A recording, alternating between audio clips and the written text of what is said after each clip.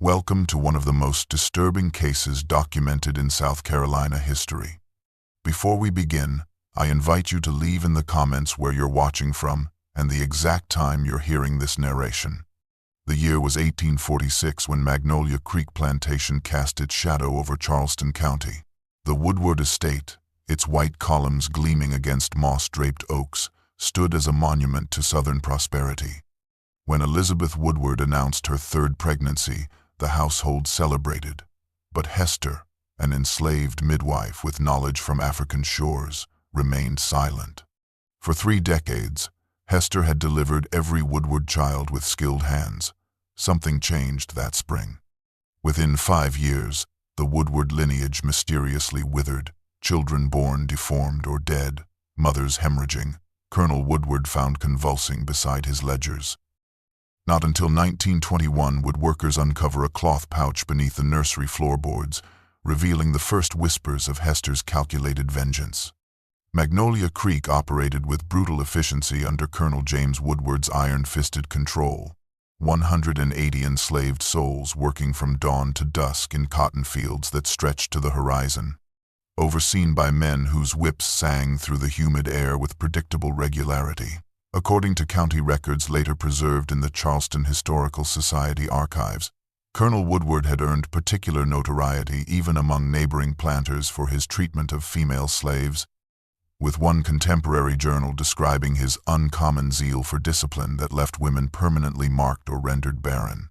The ledgers of Dr. Thomas Pinckney, the county physician whose papers were discovered during a 1972 university research project, noted no fewer than 17 visits to attend to excessive injuries among Woodward's female property between 1,842 and 1,846 alone. Elizabeth Woodward's announcement of her pregnancy that April had prompted a flurry of activity. Additional household staff reassigned from field work, a nursery prepared in the East Wing, celebrations organized among the county's elite families whose letters of congratulation, preserved in the Woodward family Bible, expressed particular joy given the couple's previous difficulties conceiving an heir.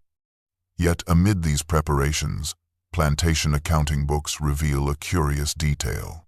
Hester, then approximately 50 years old, commanded a value equal to 3 prime field hands. An extraordinary sum, reflecting her unique position as midwife not only to the Woodward family but to nearly every prominent household within 30 miles, her skills so respected that neighboring planters paid handsomely to secure her services during difficult births. Her knowledge of herbs and remedies earning such trust that white women whispered their most intimate concerns to a woman they otherwise considered property. In 1932, during demolition of the former slave quarters at what had once been Magnolia Creek Plantation, a worker discovered a small leather-bound volume tucked within a hollow space beneath chimney stones. A diary belonging to Mary Wilkinson, daughter of the plantation's overseer, who had secretly taught Hester to write in exchange for knowledge of medicinal plants.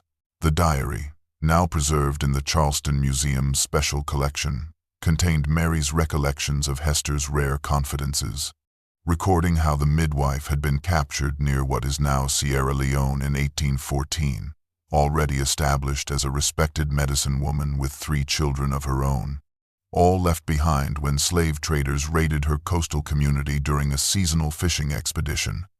According to auction records from the Charleston slave market, uncovered by historian Dr. Eleanor Hartwell in 1965, Hester had commanded an unusually high price for a woman of 28. The notation, skilled in women's matters and natural remedies, explaining her premium value to a plantation society where white physicians were scarce and female reproductive health largely managed by women themselves. The diary reveals how Hester's initial years at Magnolia Creek had been marked by multiple escape attempts, each punished with increasing severity until the final, devastating consequence. Notification that her resistance had resulted in the sale of her youngest daughter, who had also been captured and brought to a neighboring plantation, the separation serving as the ultimate tool to ensure Hester's compliance. Archaeological excavations conducted at the site in 1987 uncovered compelling physical evidence of Hester's hidden resistance. beneath the floorboards of her cabin. Researchers discovered carved symbols consistent with Bakongo cosmograms and Adinkra symbols from West Africa, alongside bundles of herbs native to South Carolina, but arranged in patterns documented in traditional African spiritual practices. These findings, detailed in the American Journal of Archaeology's 1990 paper, Persistent Cultural Resistance in Plantation Contexts, suggested that Hester had maintained an unbroken connection to her spiritual heritage despite brutal attempts to sever all ties to her African identity, secretly practicing rituals that would have been severely punished if discovered, teaching select women in the quarters techniques disguised as simple household remedies, preserving knowledge that patient years of observation had taught her could be inverted, transforming cures into subtle weapons against those who claimed ownership of her body but could never possess her mind.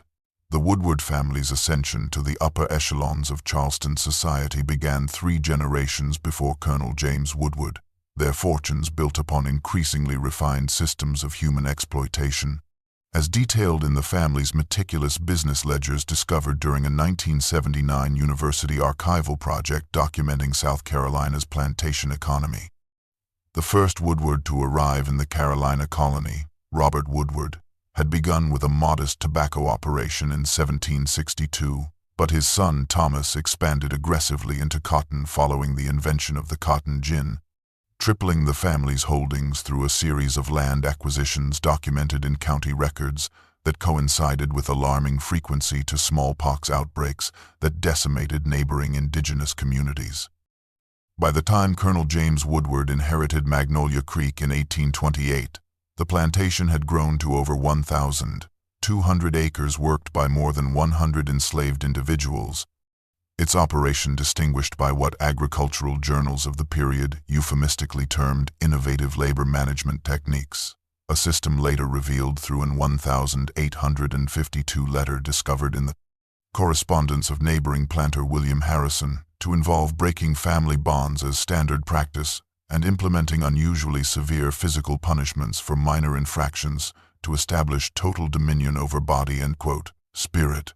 The correspondence between regional planters, compiled by historian Dr. Marcus Jenkins in his 2003 work, The Whispered Brutalities, reveals that even among slaveholders, Colonel Woodward was regarded as excessively severe, employing measures that risk damaging valuable property.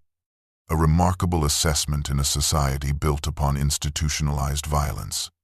Elizabeth Ravenel Woodward, who arrived as the Colonel's bride in 1837, presented to Charleston society the epitome of Southern feminine gentility. Her delicate watercolors of Magnolia Creek's gardens, still displayed in the Charleston Museum, suggest a refined sensibility at odds with the brutal reality of plantation life. Yet her private correspondence, particularly letters to her sister in Savannah, discovered during estate liquidation in 1865, reveal a woman fully cognizant of and complicit in the plantation's cruelties, noting in one particularly chilling passage how she had suggested to James that separation might prove more effective than the lash for that troublesome kitchen girl. As a mother will bear any physical pain, but will break entirely when her child is sold away. The refined script and delicate paper contrasting grotesquely with the calculated cruelty of the sentiment expressed. Elizabeth's elegant education deployed to enhance rather than mitigate the plantation's systematic terrors, her outward Christian piety, never extending to questioning the morality of the system that provided her with leisure to cultivate her accomplishments. Among the papers of Lieutenant Thomas Merriweather of the 54th Massachusetts Infantry, discovered in a Boston Historical Society archive in 1972, exists a remarkable document, pages torn from a small notebook containing testimonies gathered from formerly enslaved individuals during the Union Army's 1,864 occupation of coastal South Carolina, including an account from a woman named Sarah, who had worked in the Woodward household alongside Hester for nearly 20 years. Sarah's testimony, recorded in the lieutenant's meticulous handwriting, identified the precise moment when Hester's decades of accumulated grievances crystallized into purposeful vengeance: the sale of her last surviving daughter, Delia. then 26 years old, and mother to 2 young children of her own. According to Sarah's account, Delia had attempted escape in the winter of 1845, fleeing during a violent thunderstorm that she hoped would mask her departure and wash away any scent that might guide the tracking dogs, making it as far as the Santee River before being captured by professional slave catchers, who returned her to Magnolia Creek bound in chains, her feet bloody and frostbitten from 3 nights hiding in swampland. Sarah described how Colonel Woodward had ordered a public punishment, 30 lashes administered in the yard where all were forced to watch, before announcing that such ingratitude required permanent separation, selling Delia the very next day to a cotton plantation in Georgia despite Hester falling to her knees before him. The first time anyone had witnessed such submission from the dignified midwife, who had delivered the colonel's own children and saved his wife's life during a difficult first birth. The missus said nothing. Sarah reportedly told the lieutenant, just watched from the upstairs window with her hand on her belly, already carrying what would be their last child, while the master told Hester that no amount of skill in birthing made up for raising a daughter with rebellious tendencies.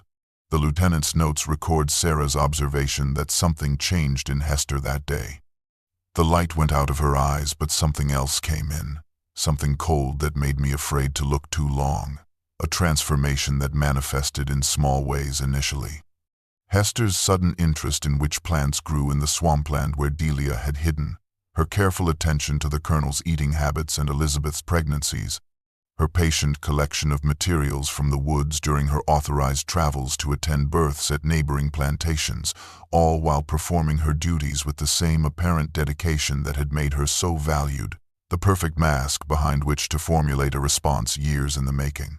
The 2004 analysis of residual material extracted from the cloth pouch discovered beneath the Magnolia Creek nursery floorboards, conducted by ethnobotanist Dr. Amara Okafor at the University of South Carolina's Department of Biological Sciences, revealed a sophisticated pharmacological composition that defied initial scientific understanding. Compounds derived from plants not native to the Carolinas, or indeed any part of North America, as detailed in her groundbreaking paper published in the Journal of Ethnopharmacology titled Transatlantic Botanical Knowledge: Persistent African Pharmacological Traditions in Plantation Contexts. Using advanced mass spectrometry techniques unavailable to earlier researchers, Dr. Okafor identified trace elements of Rauwolfia vomitoria, Erythrophlium suaveolens, and Calabar bean, plants indigenous to West Africa with known medicinal and toxic properties. Traditionally used by healers for purposes ranging from treating hypertension to inducing labor to administering justice in traditional legal systems. Comparative analysis with botanical specimens preserved in the Smithsonian's African Ethnographic Collection confirmed that the compounds had been processed using techniques documented among traditional healers in regions corresponding to modern Sierra Leone and Guinea, the precise area from which Hester had been captured decades earlier. Plantation records examined by historical botanists revealed that Hester, in her capacity as midwife, had been granted unusual freedom to collect native plants from surrounding woodlands, swamps, and riverbanks for her medical preparations, a privilege extended due to her extraordinary success rate in difficult births and treatments of common ailments among both enslaved people and the plantation-owning class. Shipping manifests from Charleston Harbor, scrutinized by researchers tracing the underground networks of enslaved resistance, showed that certain merchant vessels trading with West Africa regularly employed black sailors who, documentary evidence suggests, sometimes smuggled small packages to enslaved dock workers, creating a tenuous but viable connection through which botanical materials unavailable in North America might enter plantation communities. Hester's methodical preparation of these substances, according to testimony later collected from those who had observed her work, involved elaborate rituals of harvesting according to lunar cycles, careful drying processes conducted away from curious eyes, and the patient concentration of active compounds through techniques that merged African traditional knowledge with adaptations necessitated by the constraints of her enslaved condition, all concealed beneath her publicly acknowledged role as healer. her white owner's confidence in her abilities providing the perfect cover for the acquisition of both native and imported botanical materials whose properties, when combined according to knowledge preserved through oral tradition despite the brutality of the Middle Passage, could be calibrated to produce effects ranging from subtle long-term degradation of health to swift and untraceable death. The birth chamber of Magnolia Creek's main house had been prepared according to the customs of wealthy plantation families. Windows draped with heavy velvet to block the July heat, silver basins polished to gleaming perfection, fine linen sheets freshly pressed and scented with lavender, a scene of genteel preparation that belied the primal struggle that would unfold within its walls as documented in the private journal of Dr. Samuel Wilkes, who attended Elizabeth Woodward during her confinement in the summer of 1846. The journal, discovered among his effects when the Wilkes family home was converted to a historical museum in 1957, described a labor that began in the early hours of July 18th and continued for 27 agonizing hours, with Elizabeth's screams echoing through the hushed corridors while Colonel Woodward paced the library below, his footfalls marking time like a metronome of impatience as he awaited the birth of what he confidently expected to be his son and heir. Dr. Wilkes's notes praise Hester's composure throughout the ordeal, recording how the midwife's skilled hands seemed to know precisely when to intervene, her calm voice providing direction that even the physician, with his formal medical training, found himself following without question, particularly when complications arose as the infant, a boy, emerged with the umbilical cord wrapped around his neck. In the chaotic aftermath, no one observed Hester's precise preparations of the traditional postpartum tincture, the moment when she introduced the first carefully measured doses of compounds derived from her secret botanical collection, calibrated to pass through Elizabeth's milk to the nursing infant, while simultaneously weakening the mother's constitution. Parish records from St. Michael's Church, where the infant was christened James Woodward II 3 weeks later, contain a notation from Reverend Thomas Parker, observing the child's unusual pallor and listlessness during the ceremony, while correspondence between Elizabeth and her sister mentions her inexplicable fatigue and occasional disorientation that persisted months after the delivery, symptoms dismissed by Dr.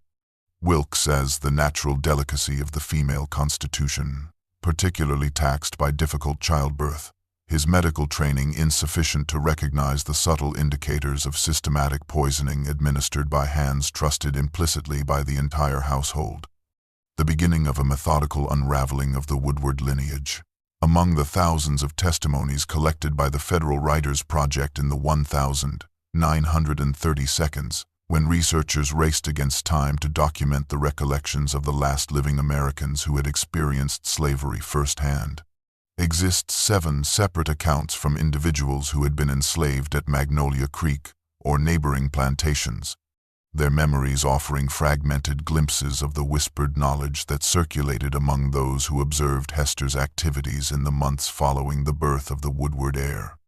Eliza Johnson, who had worked as a house servant until emancipation, recalled in her 1937 interview how folks noticed Miss Hester gathering things by moonlight, putting roots and leaves in different little bags, but nobody said nothing to the white folks about it. While former kitchen worker Samuel Green described seeing Hester mixing her medicines separate from the regular healing tonics, keeping some jars marked with signs nobody could read.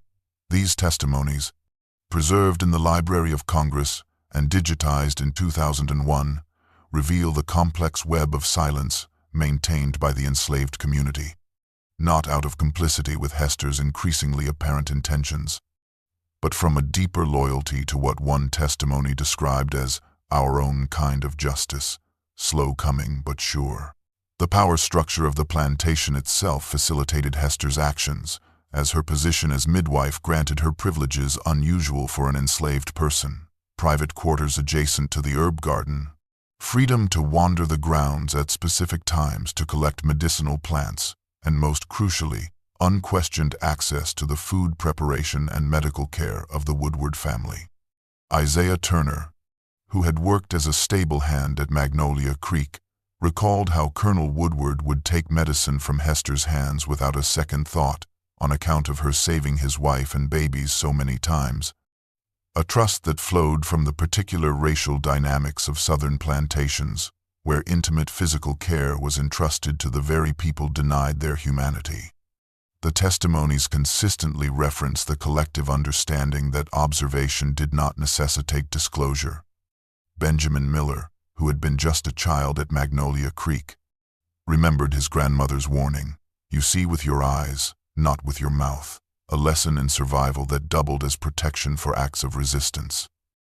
The most revealing testimony came from Martha Williams, who worked alongside Hester for years.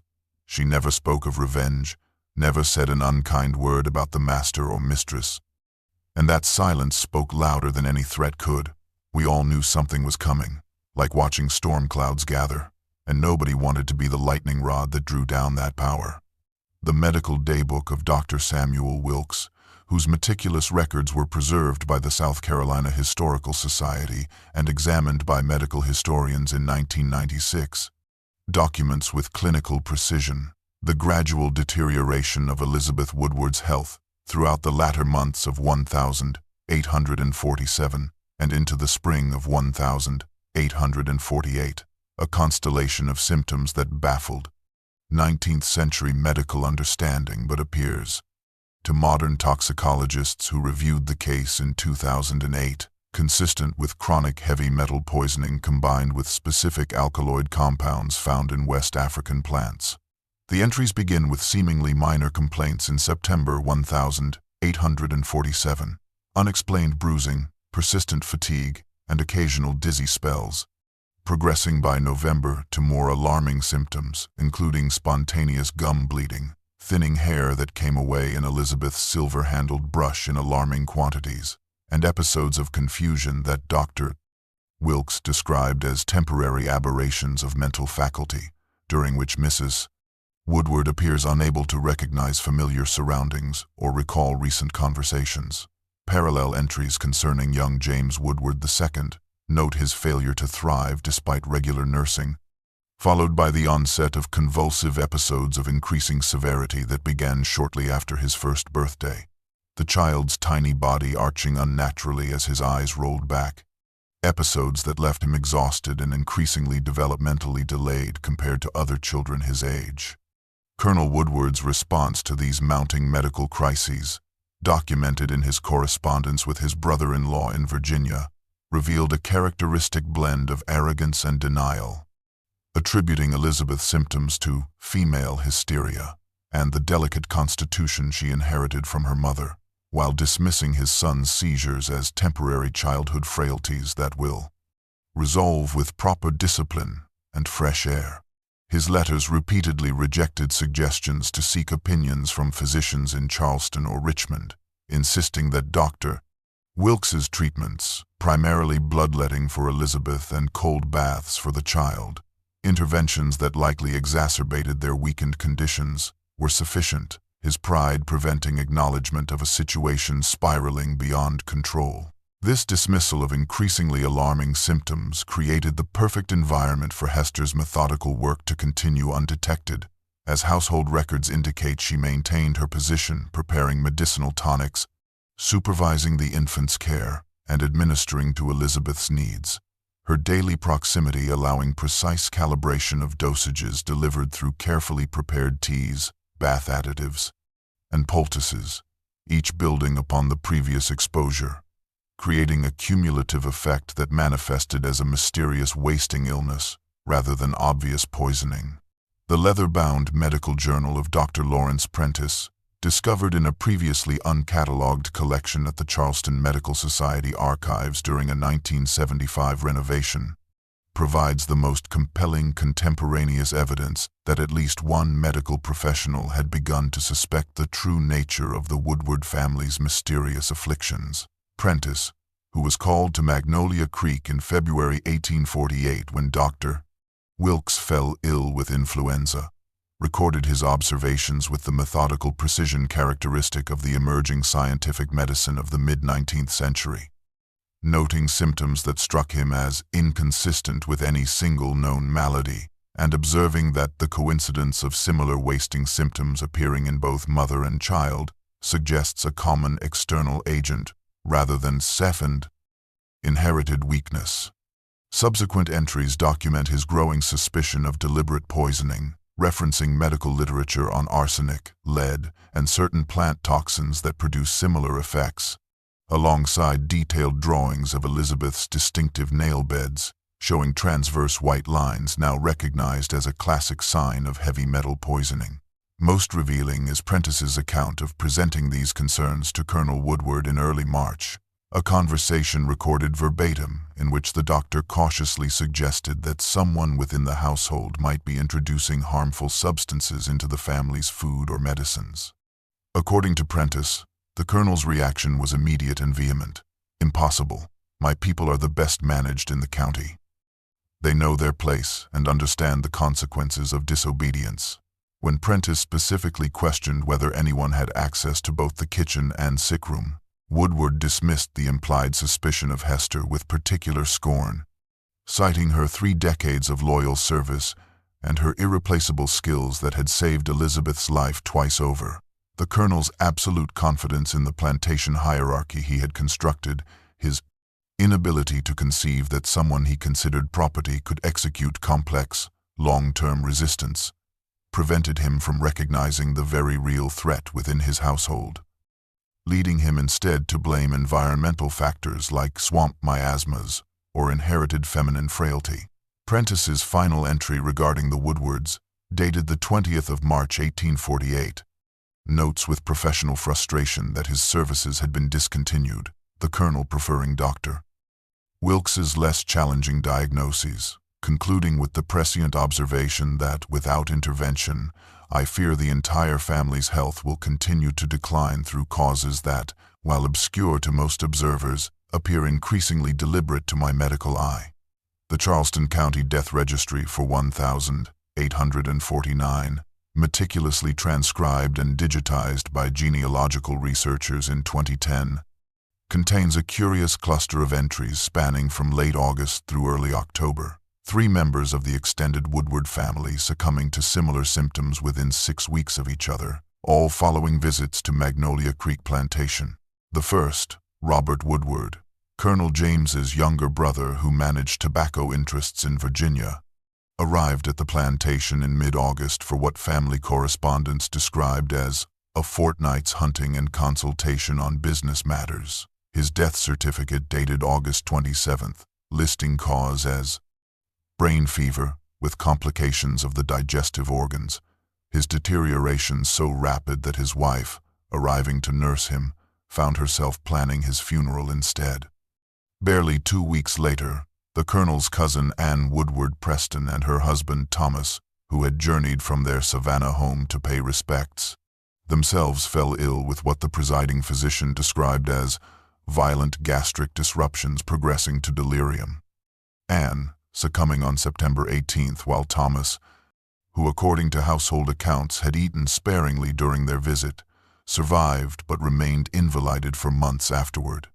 The death records for all 3 cases note symptoms consistent with acute poisoning, violent vomiting, mental confusion, and rapid collapse, yet contemporary medical authorities, including Dr. Wilkes, who attended all 3, attributed the deaths to a particularly virulent strain of swamp fever, a diagnosis accepted without question despite the statistical improbability of such concentrated fatalities. Plantation household accounts, preserved among the Woodward papers at the University of South Carolina's special collections, reveal that Hester had been specifically assigned to prepare special meals for the visitors, Colonel Woodward reportedly insisting that family guests receive her exceptional cooking rather than the everyday fare prepared by regular kitchen staff. The methodical expansion of Hester's vengeance to encompass not just her immediate oppressors but all who shared Woodward blood represented an escalation from targeted retribution to something approaching biblical justice. Her methods adapted from individual slow poisoning to more immediate toxins that modern analysis suggests likely incorporated derivatives of oleander and water hemlock, plants documented in Hester's medicinal garden whose properties could induce symptoms easily mistaken for natural disease. A sworn affidavit from Harold Wilkinson, overseer of Magnolia Creek Plantation, recorded in Charleston County court records on the 12th of May, 1851, provides the most detailed account of Colonel James Woodward's final moments. A document originally filed as part of inheritance proceedings but later sealed by family request until its rediscovery during courthouse renovations. In 1967, Wilkinson described being summoned to the main house shortly after midnight by screams unlike any I have heard from man or beast, arriving to find Colonel Woodward in his study, writhing on the floor in violent convulsions, his body bent backward like a bow about to snap, while he clawed at invisible assailants, shouting accusations at figures no one else could see. According to Wilkinson's testimony, the colonel's ravings included repeated references to his brother Robert and cousin Anne, both deceased, whom he claimed were standing in the corners of the room, alongside dark shapes rising from the floorboards, and that woman's eyes watching me from every shadow, though whether this last referred to his wife, Hester, or some hallucinatory presence remained ambiguous. The colonel's violent spasms continued for nearly 2 hours before culminating in a final, terrible arching of his spine and a great expulsion of blood from his mouth and nose that coincided with his death. A scene so disturbing that 2 household slaves present reportedly fled the plantation that night, never to return. The plantation's final dissolution followed quickly upon the colonel's demise. Elizabeth, by then confined permanently to her bed, her once lustrous hair fallen out completely and her mind clouded by what Dr. Wilkes's final diagnosis called feminine hysteria progressed to permanent derangement, proved incapable of managing the estate or even fully comprehending her husband's death. Young James Woodward II, not yet 5 years old, exhibited what family correspondents delicately termed hereditary nervous affliction, suffering regular seizures that increasingly affected his cognitive development, leading to his eventual confinement in a private asylum in Virginia where records indicate he remained until his death at age 17, the once promising Woodward heir reduced to a medical curiosity, as physicians debated whether his condition represented a congenital defect or environmental poisoning. Throughout these final catastrophes, plantation records indicate that Hester maintained her position of trust, administering to Elizabeth's needs until the very end, preparing the special teas and tinctures that the declining mistress insisted were the only remedies that brought her comfort. Hester's vengeance complete, but her expression, according to Wilkinson's testimony, never betraying satisfaction nor sorrow, but maintaining that same inscrutability that had always marked her countenance. Financial records from the Charleston Mercantile Bank, preserved in their corporate archives and examined by economic historians in a 1998 study of plantation bankruptcies, reveal the swift dissolution of the once prosperous Woodward estate, ledgers showing mounting debts throughout 1851, as cotton production faltered under absent management, culminating in formal foreclosure proceedings initiated in January 1852, barely 8 months after Colonel Woodward's death. The subsequent auction notice, published in the Charleston Mercury on the 3rd of March 1852, listed the entire contents of Magnolia Creek Plantation, including 1,200 acres prime cotton land, main residence with furnishings, outbuildings, equipment, livestock, and 87 prime field hands and house servants. The human beings who had created the plantation's wealth reduced to inventory items alongside silver tea services and mahogany furniture. The executor's meticulously detailed inventory, filed with probate court and now preserved in county archives, catalogs each enslaved person by name, age, skills, and assessed value, a document chilling in its methodical accounting of human commodification, with Hester appearing on page 3 as female, approx.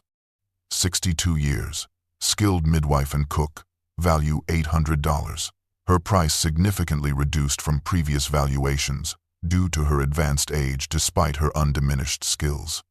Auction records indicate that the Prescott family, owners of a neighboring rice plantation and unaware of the events that had unfolded at Magnolia Creek, purchased Hester specifically for her midwifery expertise, ironically valuing the very knowledge that had systematically destroyed her previous owners. Elizabeth Woodward, by then barely coherent according to medical testimony filed with the estate papers, was removed to her brother's home in Richmond, Virginia, where parish death records indicate she survived just 7 more months before succumbing to general physical decline, complicated by melancholia. The final Woodward presence in Charleston County erased with the time. Auction's conclusion. County tax records from subsequent years show the former Woodward lands divided among 3 different purchasers. The plantation house itself destroyed in an unexplained fire in 1853 before new owners could take residence. Local newspaper accounts noting that not one stone remained upon another after the conflagration, as if the land itself rejected the memory of its former occupants.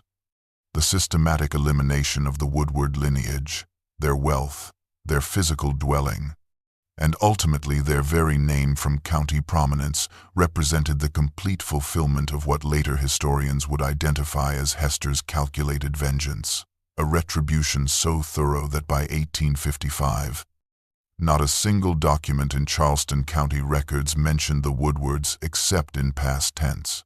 In 1890, during renovations to a former freedmen's church in Beaufort County, workers discovered a sealed tin box beneath the altar floorboards containing several documents wrapped in oilcloth, preserved remarkably despite the coastal humidity that typically destroyed paper records from the period.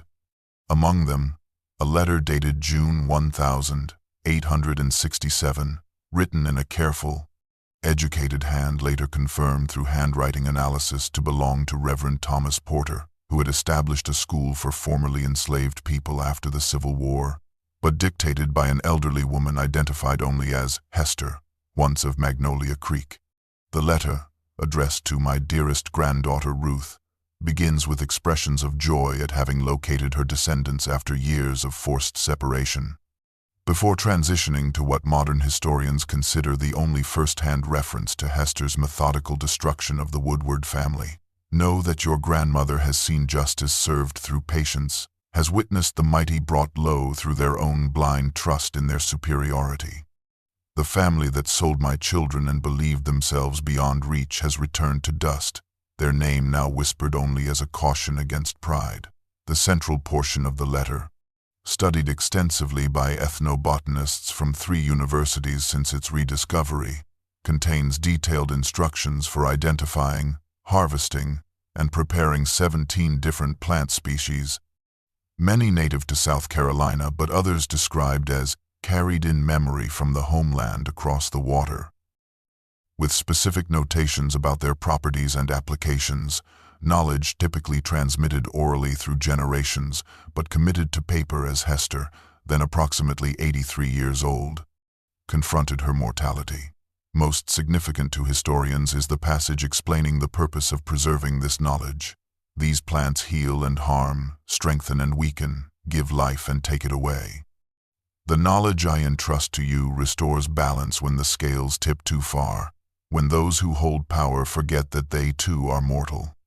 Some will tell you to forget these ways, to embrace only the white man's medicine, but in these leaves and roots lies power they cannot understand nor take from us.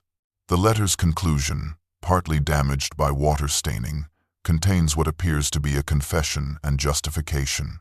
What I have done, I would do again.